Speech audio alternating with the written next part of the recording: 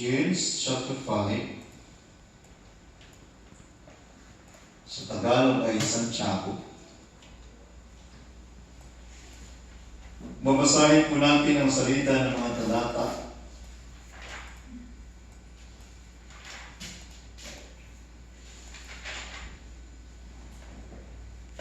Isa po tayo sa verse 12 until verse 20.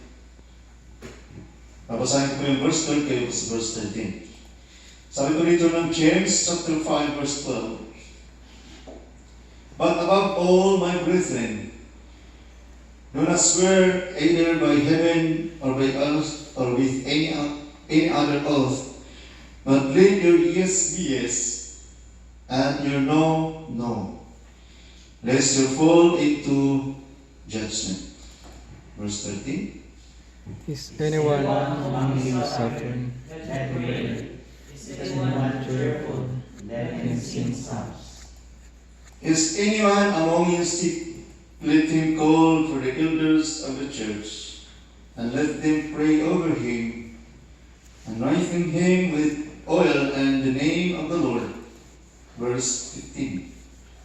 And the The prayer prayer of of faith will save the sick, and the Lord will raise him up. and if he has committed sins, He will be forgiven. Confess your trespasses to one another, and pray for one another, that you may be healed. The effective, fervent prayer of a righteous man avails much. Verse 17. Elijah was a man with a nature like ours. and he He prayed prayed earnestly that it would not rain, and it did not rain on the land for 3 years and 6 months. And he prayed again, and the heaven gave rain, and the earth produced its fruit. Verse 19. Brethren, if anyone among you wanders from the truth, and someone turns him back, Let him know that he who turns a sinner from the error of his way will save a soul from death and cover a multitude of sins. Dakilang Diyos, salamat sa iyong kabutihan sa bawat isa sa amin.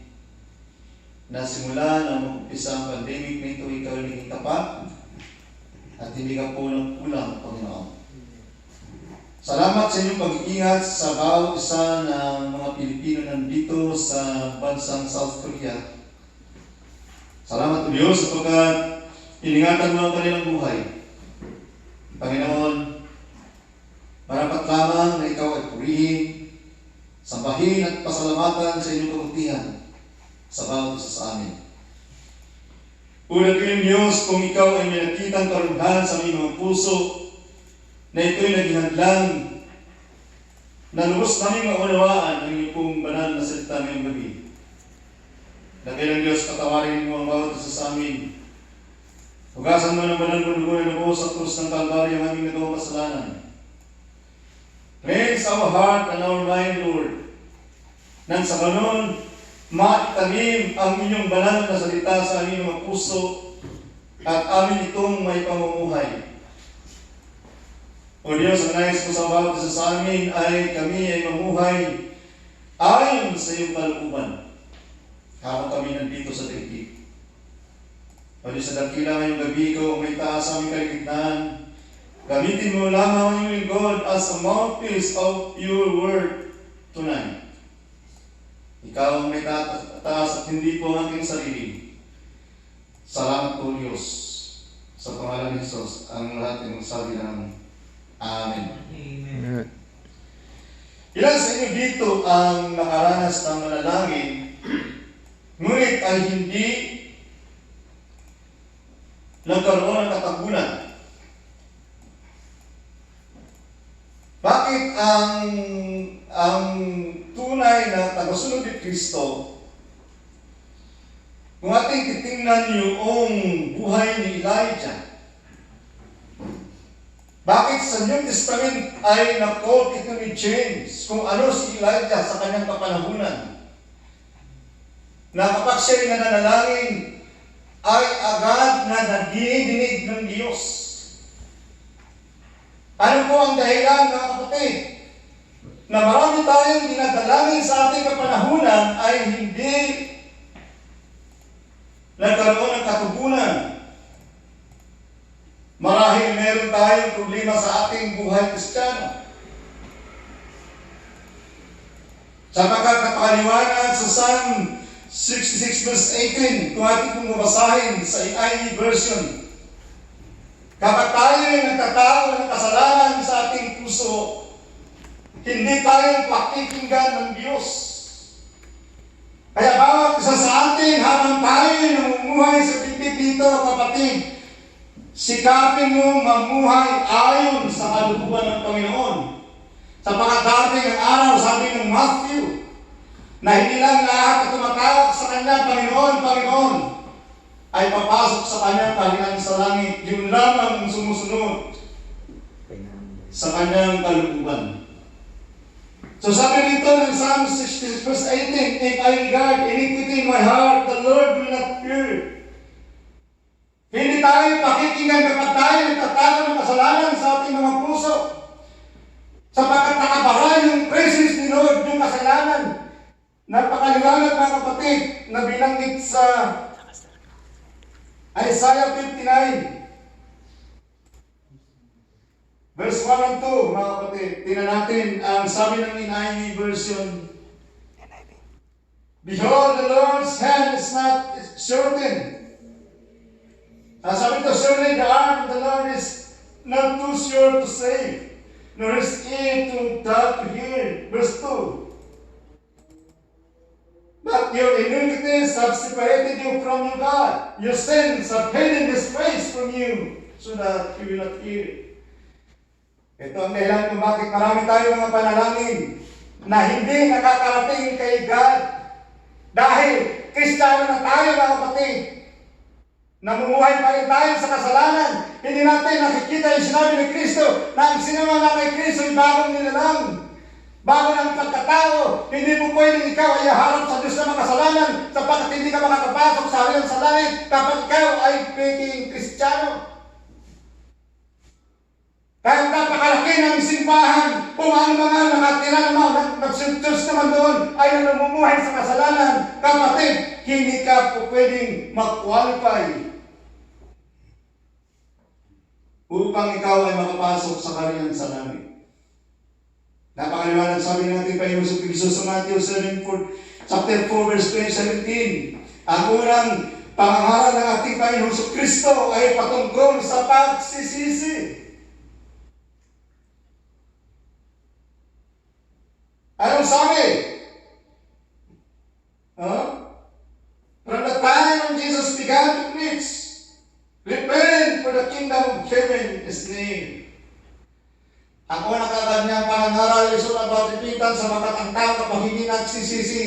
Hindi ito magiging bagong ipanganak muli. Hindi siya magiging born again kapag ang kasalanan ay nandun pa rin sa buhay niya. Kaya kailangan natin humingi ng kapatawaran sa Diyos. So, ang pamagat natin titalakay ngayong gabi, the effectual prayer to God. Ang mabisang pananalangin sa Diyos. Yung epektibong pananalangin sa Diyos. Mayroon pong 4 na bagay na makikita natin sa talata. Bakit may mga Kristiyano hindi dinididit yung mga panalangin? Sapagkat pangako lang tayo ng pangako, hindi naman nagtutupad. Yung unang puntos natin maranasan ngayong gabi, bakit tayo ay maging epektibo sa ating pananalangin? Yung pangako natin dapat natin tutuparin. Unang puntos, you must comply your promise. Nakangako tayo kay Lord na, Lord, susunod na ako sa iyo, magsisisi na ako sa aking nagawang kasalanan. Talikuran ko na, Lord, ang mga nagawa kong kasalanan. But then again, gumagawa ka pa rin ng hindi ka na-style sa harapan ng Panginoon.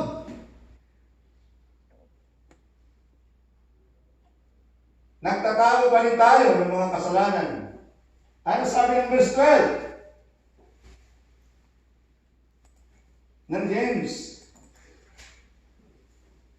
Maliwanag po mga kapatid, sabi dito, but above all, my brethren, Do not swear either by heaven or by earth or with any other oath, but let your yes be yes. Pag hindi ka alanganin ka, huwag ka nang mangako. No? Lalo ang pangako mo kay Lord, delikado ka. No? Nangako ka kay Lord na susunod ka na sa Kanya, matinagin. Kay Satanas ka pa rin sumusunod eh. No? Kapatid, hindi mahawak ang buhay mo. Baka ngayong gabi, mabangungot tayo. No? Kaya habang tayo nabubuhay, kung ano yung pinangako natin kay Lord, Lord, susunod ako sa iyo, ay ano ang mangyayari? No turning back.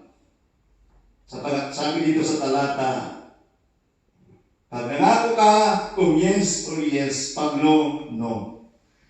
Kaya tao lumalakapak sa judgment eh. Ano sabi dito? Lest you fall into judgment.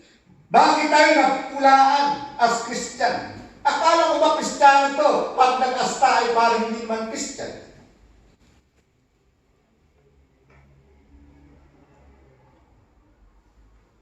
May usapan kayo na magkita sa Nampudo, hindi ka sumipot. Oh. Ano pong nangyayari? Lalakapak tayo sa paghuhusga. Sa tandaan natin yung unang utos, you must comply your promise to God. No? Tugunin mo yung pangako mong kay Lord. Hindi dapat atras abante, kasi ang kamatayan hindi pwedeng atras abante. Kung sasabihin ang Diyos na ikaw ngayon ay babawian na ng buhay, walang makapagpipigil. Pag sinabi ng Diyos na ikaw ay haba pa ang buhay, walang makapagpipigil, sapagkat ang Diyos ang creator of all things. He is the source of our life.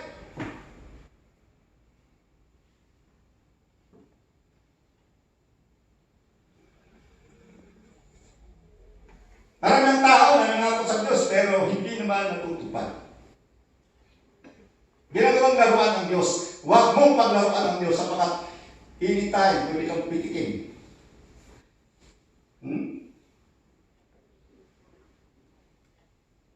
Mabiyaya ang Diyos na unawaan niya tayo. That we are only human being. At nais ng Diyos na tayo'y mamuhay ayon sa kanyang kalooban. Ayon na tayo'y nasa bondage tayo ng kasalanan. Kaya kasi naparito mula sa langit, sinugo ng Ama, para ang sinumang sumampalataya kay Kristo ay hindi mapahama, pagkas magkaroon ng buhay na walang hanggan. Yun yung purpose eh. Pag tayo nakagawa ng kasalanan, huwag po nating hayaan na ma-overpower tayo ni Satan. No? Ang ganda nga ng sinabi ni Lord sa 1 Corinthians 10:13. Tignan mo yung NIV.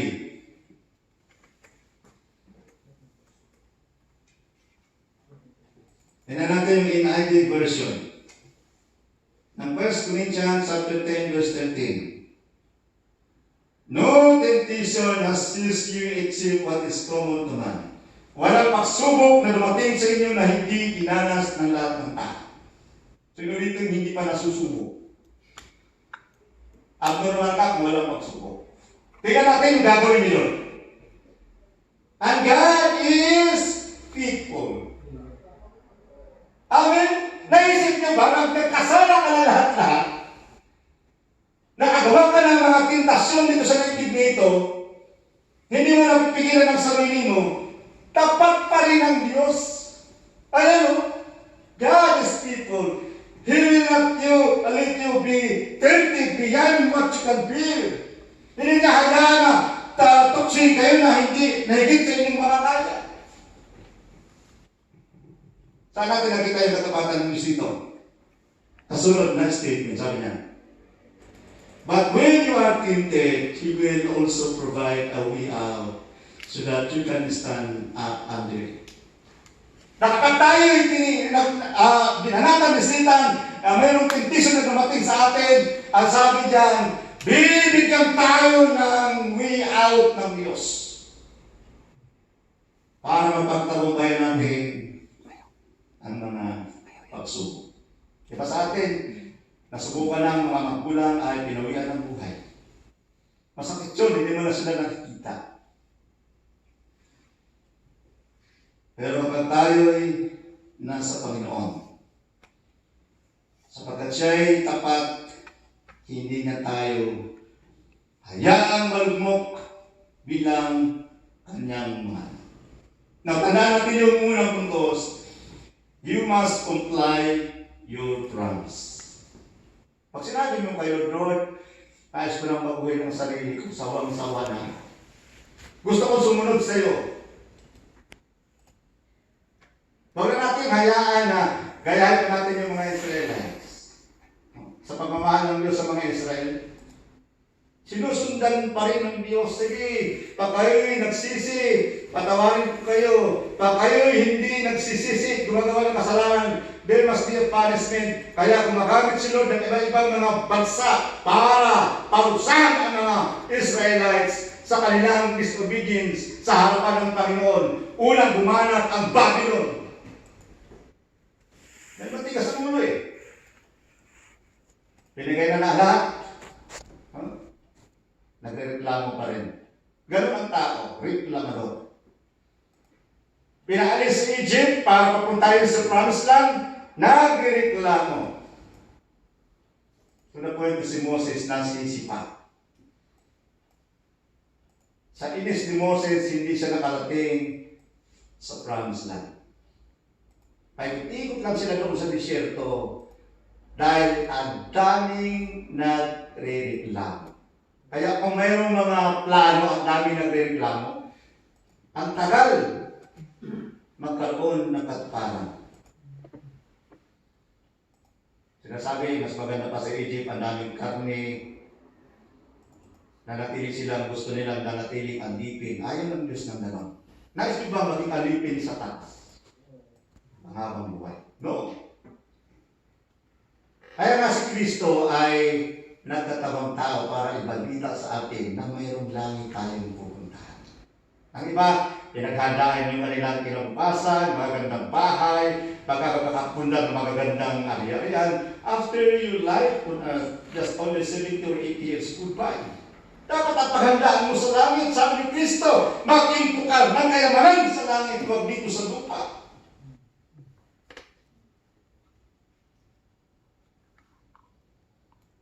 So, tandaan natin yung una, you must comply your promise. Number 2, you must comply your sympathy. Kung may mga tao tayong nakita, mga kapatiran na lubog sa kasalanan, dapat makiramay tayo. Ano dapat ang gagawin natin? Ipagpriba natin sila na i-course. Yung makulit yan, dapat ka masakasaan yung mapang nakasana. No, hindi ganon. Sabi rito sa verse na ating binasa, verse 13 to 14, tingnan natin ang pati. Sabi dyan, is anyone among you suffering? Look at this verse. Is anyone among you suffering? Let him pray. Meron ba kayong pinag-pray na nakaranas na kaibigan nyo ng patiting pagsubok? Pinag-pray mo ba sila? Pinag-pray mo ba sila? Siya? O ang prayer mo, Lord, buti ka sa Kanya. Ilugpok mo pa siya sa kasalanan. Hindi ganun. Kung tayo po'y mapamahal sa ating kapwa-Kristiyano, we need to pray for them. Sa pagkasabi rito, napakaliwanag, yung sino man ang nagsasuffer sa inyo, dapat siyang ipanalangin. Amen? Kung ano man yung sufferings na yan, ipag-pray natin. At may kasunod dito, is anyone cheerful? Pag sino man mga masayahin, nakaranas ng kasayahan, enjoyment, joyfulness in life, ano pong dapat nang gawin? Magti-tiktok ba? O kakanta ng, ano ba yung uso mo yung kanta? Hindi ko na babanggitin yung lyrics, medyo alanganin eh. May umuso na yung kanta eh. Nakatabunin yung TikTok. Hindi ko na babanggitin. Alam mo yun? Sumikat pa yun sa pulang manok. No? Pulang man. Yun naman ay tahong, pero di ko na mabakitin yung pangalan. Ano ba dapat ang gagawin natin? Ba't tayo maging masaya? Sabi nito, let him sing songs. Umami tayo ng mga sang mo. Para purihin ang Diyos. Kailan mo pa gagamitin yung boses mo? Pag wala na at naopera ka na sa isopagos mo at ang inyong boses ay nawala. Habang may boses ka, purihin mo ang Diyos. Kahit naliligo ka, kumanta ka ng mga himno.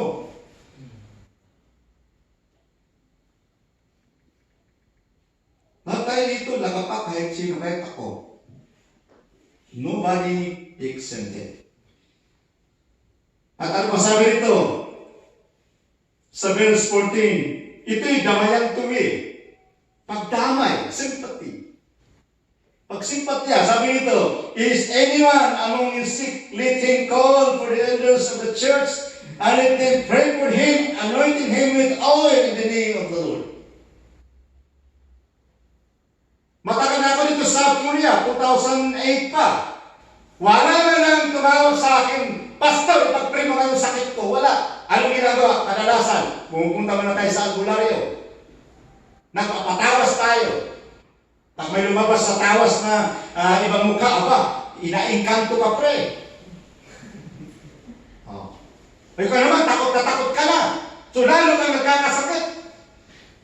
Nalulong ka sa puso. Umihig ka kasi doon sa may anay.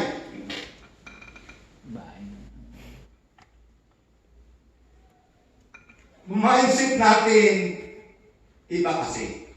Kaya matagal na tayong Kristiyano, hindi tayo lumalago. Pag binatakan mo pagsubok, sa lalo sa company, minura ka ng kasamahan mo, gusto mo rin paluin ang tuko. Why? Hindi ka pa nabago talaga eh. Sa totoo lang, ang tunay na Kristiyano, mayroong pagpakababa. Kahit binabarata na kayo sa inyong trabaho, nandoon pa rin yung humbleness because you are part of God's kingdom.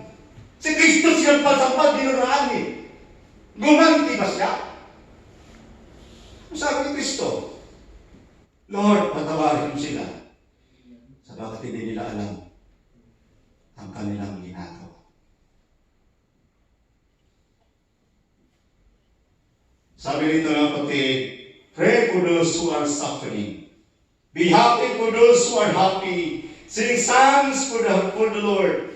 Pray for those who are suffering from sickness. Pag-pray natin. Sabagat walang imposible sa Diyos. Bakit walang imposible sa Diyos? Tingnan natin yung senaryo na kung saan nagpapagaling si Kristo. Matthew chapter 9, kinod ko na ito kanina umaga, verse 27. Dalawang bulag, mga kapatid. Bulag ha? Dalawang bulag, magkaibigan.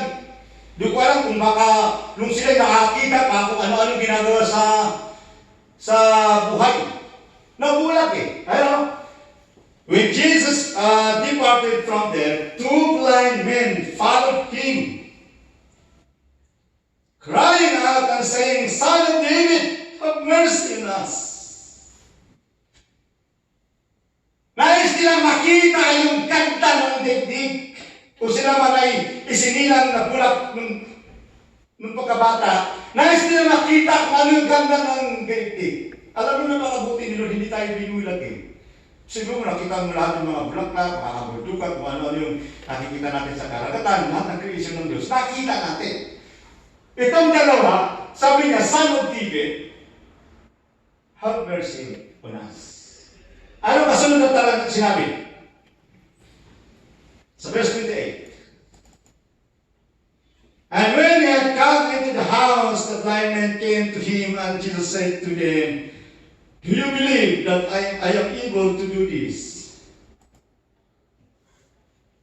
Nung makita na sila ni Kristo, kasi narinig ni Kristo yung sigaw nila. Sabi ni Kristo sa dalawa, naniniwala ba kayo nang kayo'y gagaling? Nandoon yung pananampalataya. Sabi ng Hebrews chapter 11 verse 6, if without faith you cannot please God. Kung wala kang pananampalataya, hindi mo pwedeng papurihin ang Diyos.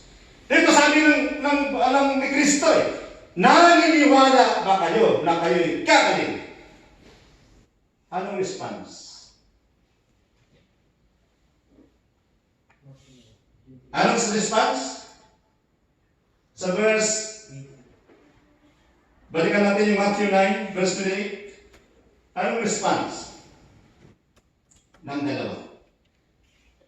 28. 9, verse 28. Sabi ng dalawa, they said to him, "Yes, Lord." Pero may apostrophe. Sumigaw pa yan, "Yes, Lord! Kami ay gagaling!" Anong pong result, mga kapatid? Verse 29. So verse 29. Then he touched their eyes, saying, "According to your faith, let it be to you." Dahil sa iyong pananampalataya, mangyayari ang inyong hiling. Sino dito nagpipray? Humihiling kay God na dapat mangyari. Kapatid, panghawakan mo. Sa Diyos, walang imposible. Bulag to, tinan mo yung verse 30, ano nangyari? And their eyes were open, and Jesus sternly warned them, saying, "See that no one knows it." Kay Lord, nothing impossible. Kahit yung COVID-19 ito, pag tinulukan natin ni Kristo, dahil kailangan lang natin yung matinding pananampalataya sa Kanya. Kapag ang lahat ng mga Kristiyano na nananalangin at matindi yung pananampalataya, itong COVID-19 na ito, mabilis pa ito sa ulap na nawala sa kalangitan na ma-wipe out sa buong daigdig. Yan nga, nagka-COVID na lahat-lahat. Naalala pa ba natin si Lord? Hiningatan ka niya. So, tandaan natin yung number 2. You must apply your sympathy, especially sa mga nagsasuffer, may mga karamdaman. Number 3, mga kapatid, you must pray with faith to God. Verse 15. Dapat yung ating pananalangin, hindi pwede, "Lord, gusto ko sana magkaroon ng sasakyan pag-uwi ko sa Pilipinas gusto ko ganito, ganyan, ganyan." Kaso wala ka naman pananampalataya. Tingnan mo sa verse 15. And a prayer of faith which saves the sick, and the Lord will raise him up, and if he has committed sins, he will be forgiven. So, dito nakikita natin na sa verse 15 pa lang, na panalangin na may pananampalataya ay ililigtas yung mga taong may karamdaman at bubuhayin sila. At ang sabi dito, ang mga nakagawa ng kasalanan, sila'y patatawarin. Hallelujah! Patatawarin sila ng Diyos. At pagdating dito sa verse 16, confess your trespasses to one another and pray for one another that you may be healed. The effective, fervent prayer of a righteous must avail much. So sa NIV, the prayer of a righteous man is powerful and effective. Why? Bakit si Elijah ay parang nakikita natin na may kapangyarihan? Why? Dahil sa kanyang matinding pananampalataya sa Diyos. Tinanong verse 17. Binanggit ko dito, mga kapatid, Elijah, anong sabi? Elijah was a man with a nature like ours, and he prayed earnestly that it would not rain, and it did not rain on the land for 3 years and 6 months. So isipin niyo, mga kapatid, na kapag tayo ay nanalangin na mayroong pananampalataya, napaka-epektibo po nito sapagkat sabi nito, God will heal the sick person and God will raise him up. Kapag siya nagkasala, siya'y patatawarin. Kasi genuine yung kanyang pagsisisi. So yun yung pangatlo, mga kapatid, you must pray with faith. to God. Pang-apat, ito na yung last mga kapatid, you must pray fervently. Hindi yung nananalangin ka ngayon, bukas wala na. Dapat, in every situation, kahit nakaranas tayo ng mga pagsubok sa buhay, huwag natin kalitaan ang manalangin sa Panginoon. Sapagat ang pananalangin ay nagdadala ito sa ipagtatagumpay ng ating mithiin sa buhay. Kaya nga si Kristo nagturo ng panalangin eh. Actually, ang panalangin lang na tinuro ni Kristo, yung pagkain lang natin sa araw-araw sapat na. Bakit? Bakit hindi sinama dito yung Lord, sabi ni Kristo, bigyan mo kami ng kamilyo kasi nung araw pag may kamil ka, para ka na Mercedes-Benz. Sa panahon nila ni Jesus Christ. Kasi si Jesus Christ wala nga sinakyan kamilyo eh. Nung sa triumphal nakakuha siya ng maliit na yung unanong kabayo. Na sinasakyan mo sa bakyo kapag ang sumakay 200 pounds, talagang dapa ang nagpa-picture lang naman doon sa kabayo maliit na may kulay-kulay na pink. Nakaranas pa kayo sumakay sa bakyo? Si Kristo naglalakad nakapaa. Ano yung kanyang panalangin na itinuro sa atin? Ang ganda eh. Sa Matthew chapter 6, tingnan muna natin. Beginning verse 9.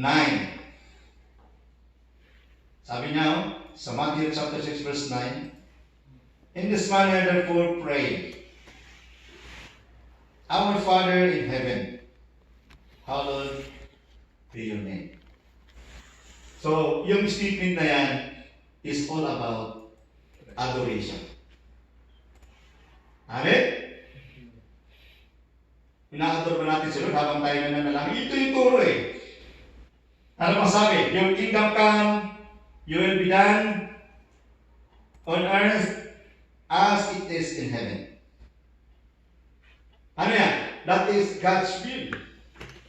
Hindi yung, Lord, gusto ko sana yan eh. Kaya hindi naman ginusto ni Lord. Pray ka ng pray ng sasakyan. Hindi mo in-specify kung anong klase sa sasakyan. Binigyan ka ng bisikleta. Nagreklamo pa, bakit? 2 gulong lang. Anong kasunod? Give us this day our daily bread.